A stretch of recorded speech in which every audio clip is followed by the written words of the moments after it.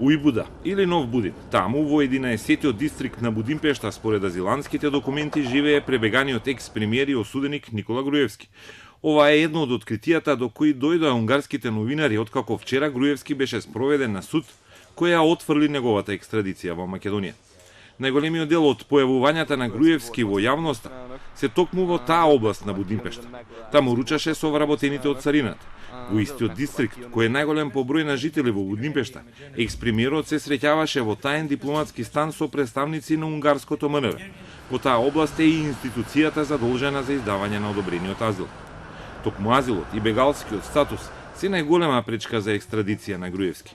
Надлежните органи во Скопје се уште не го добиле аберот од Будимпешта, но гледаат трошка надеж во можно испорачување на Груевски назад, во случај да му биде одземен азиланскиот статус по ревизија.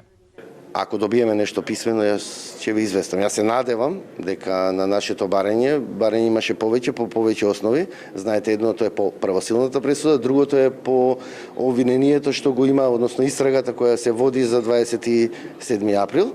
Така да се надевам дека сепак исходот ќе биде позитивен. Ќе барате ли вие ревизија или кој треба да баде ревизија на азилот? Не, тоа значи има постапка, он има азил на 3 години ако не се лажам, и тоа само се проверува во земјата во која го добил азилот. Нема врска со Република Северна Македонија, ништо тоа.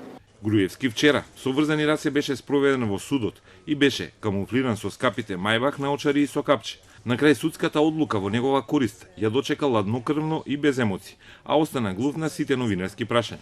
Македонија повтор пат бараше екстрадиција, овој пат и за учество во организација на крвавиот четврток во собранието, но без успех. Груевски избега лани во ноември, кога наместо да отиде во Шутка да издржува 2-годишна затворска казна. Преку Албанија, Црна Гора и Србија избега со дипломатски унгарски транспорт.